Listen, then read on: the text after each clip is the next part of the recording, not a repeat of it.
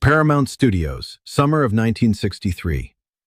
Two sound stages sat side by side, separated by nothing more than a thin wall and a world of difference.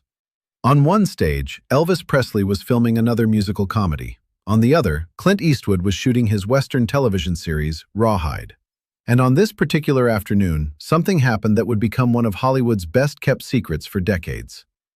Clint Eastwood walked onto Elvis's set during a break. He was still wearing his full rawhide costume, the gun belt, the boots, the hat tucked under his arm. He spotted Elvis sitting alone near the back of the soundstage, away from the cameras and the crew. This was his chance. He had seen Elvis around the lot before. They nodded at each other in passing, but they had never actually met, never spoken. Clint figured it was time to introduce himself properly. He walked over with confidence, extended his hand, and said the words that should have started a simple conversation between two professionals. "Mr. Presley? Clint Eastwood. I work next door. Just wanted to come by and say hello." Elvis looked up from the script he was studying. His eyes moved to Clint's face, then down to the extended hand, and he didn't take it. The room went quiet. A few crew members nearby exchanged glances. One of Elvis's guys, part of the group everyone called the Memphis Mafia, shifted his weight and started to move closer. The silence stretched for what felt like an eternity. This was Clint Eastwood, the star of one of television's most popular westerns, and Elvis Presley had just refused to shake his hand. But what happened in the seconds that followed would become one of Hollywood's most treasured stories. Not a story of conflict, not a story of ego, but a story of what real respect actually looks like. Before we continue, tell us in the comments, what is your favorite Elvis Presley movie from the 1960s? Now, to understand what happened next, we need to go back and understand who these two men really were. The Paramount lot in 1963 was a place of magic and machinery. Sound stages rose like giant warehouses, each one containing its own universe. Lights blazed inside windowless buildings. Stars walked between sets like ordinary people heading to work. But there was nothing ordinary about what happened inside those walls. This was Hollywood's golden age, and two of its brightest stars were working just feet apart without ever really knowing each other. Elvis Presley was 28 years old that summer. He was 7 years removed from the explosion that had made him the biggest name in music. But by 1963, things had changed. Colonel Tom Parker had steered him away from concerts and toward movies, safe movies, romantic comedies with pretty girls and forgettable songs. The revolutionary rocker who had scandalized America was now making films that parents could watch without worry. Some people said Elvis had lost his edge. Some said he had sold out. But those who actually knew him understood something different. Elvis was trapped, and he was waiting for his moment to break free. Clint Eastwood was 33 years old. He had spent 4 years playing Rowdy Yates on Rawhide, a show that had made him famous, but had not yet made him a legend. That would come the following year, when an Italian director named Sergio Leone would cast him as the man with no name. But in 1963, Clint was still hungry, still watching, still learning everything he could about the craft of making movies. He knew his moment was coming. He just didn't know when. What most people didn't realize was how much these two men had in common. Elvis was born in a 2-room shotgun house in Tupelo, Mississippi. His father built it for $180. His twin brother was stillborn. When Elvis was 3 years old, his daddy went to prison for altering a $4 check. Elvis and his mother lost their home. They moved constantly. They knew what it meant to have nothing. Clint's story was different in the details, but the same in the bones. He was born during the Great Depression. His family moved constantly as his father searched for work. Clint attended 8 different elementary schools before finally settling in Oakland. His father worked as a salesman, a pipe fitter, whatever job he could find. Both parents taught him that nothing came easy. You had to work for everything. Two men, two different worlds, but the same invisible weight on their shoulders. The weight of remembering what it felt like to be poor, to be hungry, to wonder if tomorrow would be any better than today. And on this summer afternoon in 1963, their paths were about to cross in a way that neither of them expected. Clint straightened his costume, adjusted his gun belt, and walked toward the king of rock and roll. He had no idea what was about to happen. Clint stood there with his hand extended. Elvis just looked at it. The silence on the set grew heavier with each passing second. A few of the crew members stopped what they were doing and turned to watch. They could feel that something was happening, something unexpected. Elvis's expression was impossible to read. His eyes moved from Clint's hand to his face, then down to his costume. The full rawhide getup, the worn leather gun belt, the boots caked with studio dust, the shirt that had been through 100 fake gunfights. Elvis studied all of it like he was seeing something no one else could see. One of Elvis's guys took a step forward.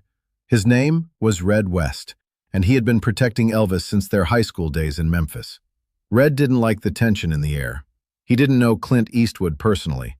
All he knew was that his boss was sitting there, not moving, and this tall stranger in a cowboy costume was standing over him with his hand out. Red was ready to step in if needed. Clint felt his jaw tighten. He was not used to being ignored. He had worked hard to get where he was. 4 years on a hit television show, respect from the crew, a reputation as a professional who showed up prepared and never caused problems. And now Elvis Presley, the biggest star in the world, was leaving him hanging like he was nobody. For a moment, Clint considered just walking away, turning around and heading back to his own soundstage, forgetting this had ever happened. But something kept him there. Maybe it was pride. Maybe it was curiosity. Maybe it was the strange look in Elvis's eyes that seemed to say this moment was not what it appeared to be. Then Elvis spoke. His voice was calm, almost playful, but there was something underneath it, something serious. "Hold on there, partner." Clint didn't move. He kept his hand where it was. Elvis slowly rose from his chair. He was slightly shorter than Clint, but he had a presence that filled the space around him. He looked at Clint's extended hand one more time. Then he looked at the gun belt, the holster, the whole cowboy costume. "You come to my set dressed like that," Elvis said, "and you expect a handshake?" The words hung in the air. Nobody knew what to make of them. Was Elvis insulted? Did he think Clint was showing off? Was this about territory? About ego? The crew members exchanged nervous glances. Red West moved another step closer, ready for anything. Clint's eyes narrowed. He had faced down directors who didn't believe in him, producers who thought he was just a pretty face, studio executives who wanted to put him in a box. He wasn't about to back down now, not even from Elvis Presley. "I'm not sure I understand," Clint said. His voice was steady, controlled. The same voice he used when Rowdy Yates was about to draw his weapon. Elvis's hand moved toward his hip. Clint's eyes tracked the movement instantly. His body tensed. 4 years of playing a gunfighter had given him instincts he didn't even know he had. He watched Elvis's hand move closer to his side, watched his fingers curl. And then the king of rock and roll drew on him. Elvis's hand came up fast, fingers pointed like a pistol, thumb cocked back like a hammer, and the biggest grin spread across his face. "Bang," Elvis said. For a heartbeat, nobody moved. The tension that had been building for the past 2 minutes hung frozen in the air. Then Clint Eastwood did something that surprised everyone on that soundstage, including himself. He laughed. It started as a low chuckle, then it grew into a real laugh, the kind that came from somewhere deep, the kind you couldn't fake. Clint's hand dropped from where it had been extended. He shook his head slowly, understanding now what had just happened. "You got me," Clint said. Elvis holstered his imaginary pistol. "Partner, you don't shake hands with a gunfighter. You draw on him. That's the cowboy way." The tension in the room dissolved like morning fog. The crew members relaxed. Red West stepped back, a small smile on his face. He had seen Elvis do this kind of thing before, testing people, seeing who they really were behind the Hollywood masks. What happened next would have seemed impossible to anyone who only knew these men from magazine covers and movie posters. For the next 20 minutes, 2 of the biggest stars in the world played like children. Quick draw competitions. Elvis asking Clint to show him the proper rawhide technique. Clint teaching him how to pull from the hip without looking down. Both of them laughing. Both of them completely at ease. The crew watched in amazement. Some of them had worked with Elvis for years and had never seen him open up so quickly to a stranger. There was something about Clint that Elvis recognized. Something familiar. Something true. Eventually, the quick draw games wound down. Elvis gestured toward some prop crates near the edge of the set. They sat down, away from the others. The conversation shifted, became something else entirely. "Where are you from?" Elvis asked. "San Francisco originally, but we moved around a lot when I was a kid. My old man couldn't find steady work during the Depression. I went to 8 different schools before we finally settled down." Elvis nodded slowly. Something changed in his eyes. The playfulness faded into something deeper. "My daddy went to prison when I was 3 years old," Elvis said quietly. "Altered a check trying to get us some extra money. $4. They sent him away for 8 months. My mama and I lost our house. We moved in with relatives. We had nothing." Clint listened without saying a word. This was not the Elvis Presley the world knew. This was not the hip-shaking sensation, or the movie star, or the man with the flashy cars and the mansion in Memphis. This was something real, something raw. "That's why I give things away," Elvis continued. "The cars, the money, all of it. Because I remember what it was like to have nothing. Every time I give something to someone, I'm remembering. I'm making sure I never forget where I came from."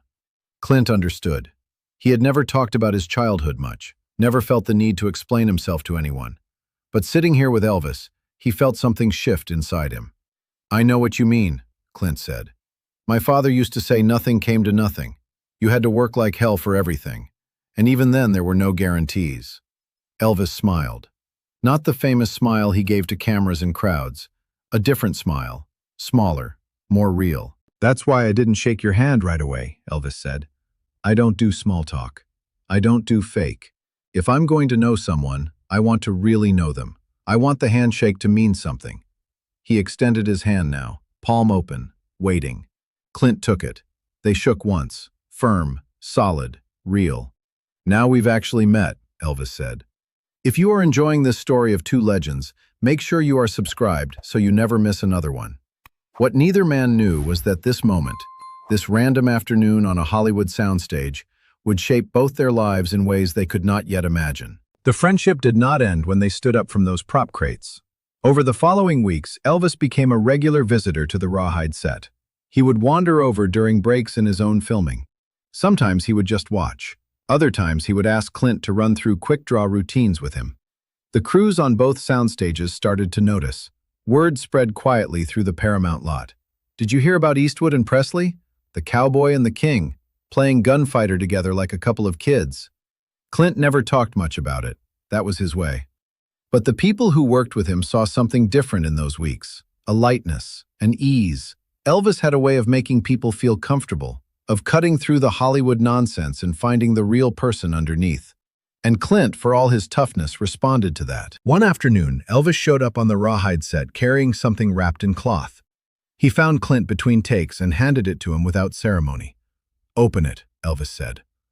Clint unwrapped the cloth carefully.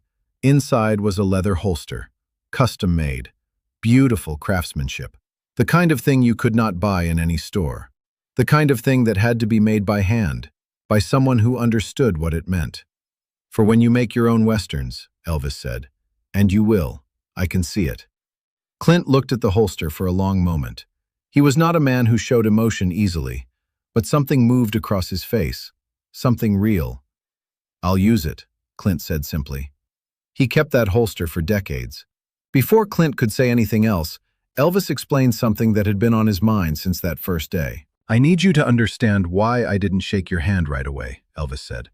"It wasn't about disrespect. It was the opposite. A handshake should mean something. It should be earned. Too many people in this town shake hands and smile and don't mean a word of it. I didn't want that with you. I wanted something real." Clint nodded slowly. He understood now. Elvis had not been testing him out of arrogance. He had been protecting something.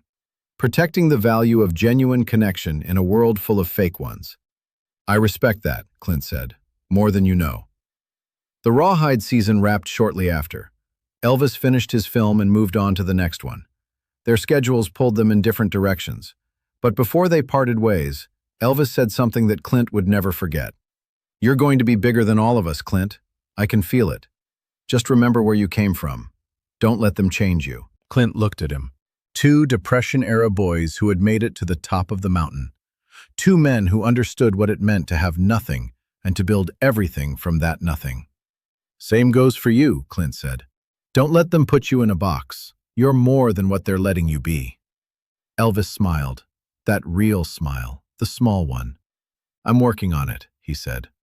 They shook hands one more time, the handshake that meant something, and then they walked back to their separate worlds.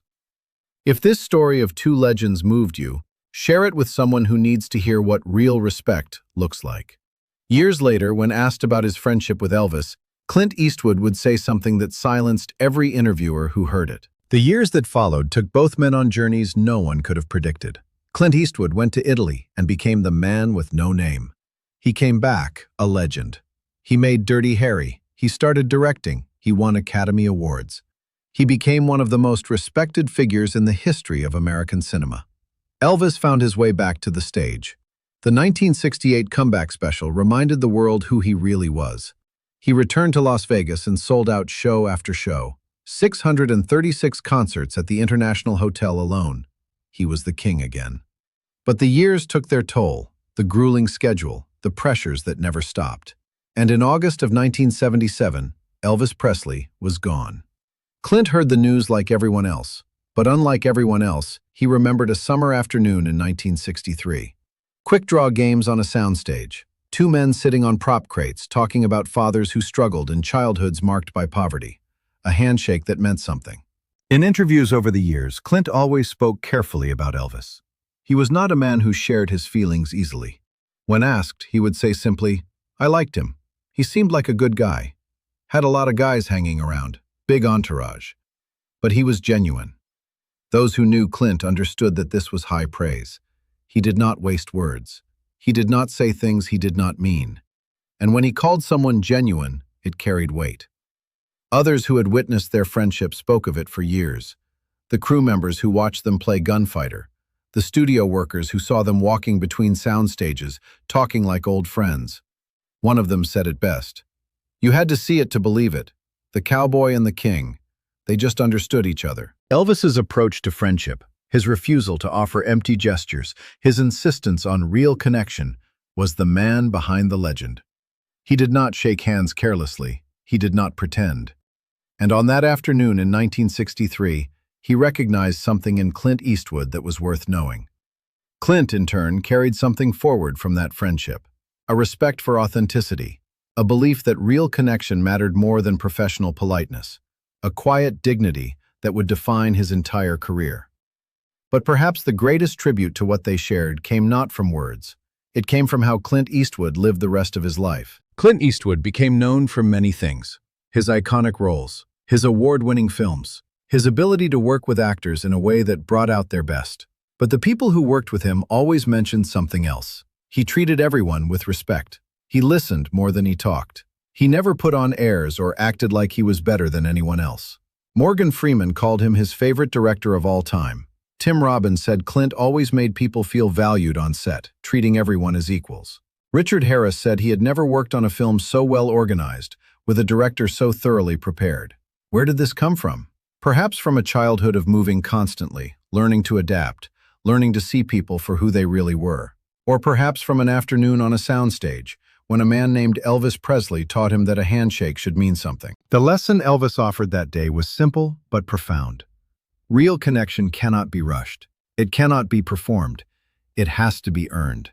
In a world full of empty gestures and hollow smiles, taking the time to truly see another person is an act of respect that never goes out of style. Both men came from nothing. Both built empires. But neither ever forgot where they started. Elvis gave away cars and wrote checks to strangers because he remembered being hungry. Clint worked harder than anyone on his sets because he remembered his father searching for jobs that would not come. And both understood something that Hollywood often forgets. Fame means nothing if you lose yourself along the way. The costumes and the cameras and the crowds will fade. What remains is who you were when no one was watching. Who you were when it was just you and another person, sitting on prop crates, telling the truth about your life. Elvis Presley did not refuse Clint Eastwood's handshake. He refused to make it meaningless. He waited until they had actually met, until the handshake could carry the weight it deserved. And that is why, more than 60 years later, people still remember the day the king and the cowboy became brothers. Not because of who they were, but because of who they chose to be. If this story reminded you that real connection matters more than performance, subscribe and hit that notification bell for more stories like this one. Have you ever had a moment when someone saw the real you? Tell us about it in the comments. And share this video with someone who needs to hear it.